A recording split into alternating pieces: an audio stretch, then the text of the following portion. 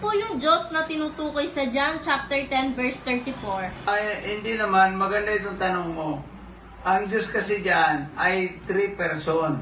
Kasi ang Panginoong Jesucristo, nung namatay siya sa nagkatawang na tao siya, hinubad niya yung kanyang pagka-Diyos. Yung pagka-Diyos niya ay hindi ito namatay.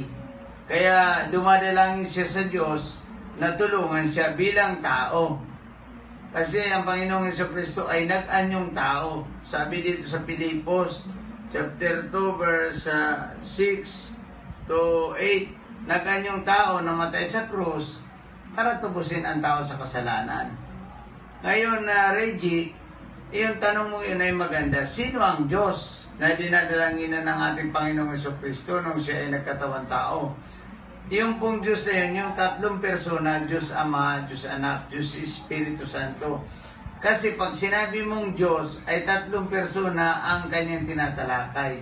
Yung pagka-Diyos ni Kristo, hinubad lang ito, hindi naman ito namatay. Tingnan natin sa Pilipos chapter 2, verse 6. Makinig ka, Reggie. Kahit siya ay Diyos, hindi niya pinilit na manatiling kapantay ng Diyos. Hindi niya pinilit na manatiling kapantay ng Diyos. Sa halip ay kusa niya itong binitiwan ang karapatan niyang ito at namuhay ng isang alipin. Ipinanganak siyang katulad ng isang pangkaraniwang tao. Pag sinabing katulad niya ay hindi tao. Tulad naging katulad ng tao. Kasi ang tao ay tutubusin. Tandaan niya, Reggie, ang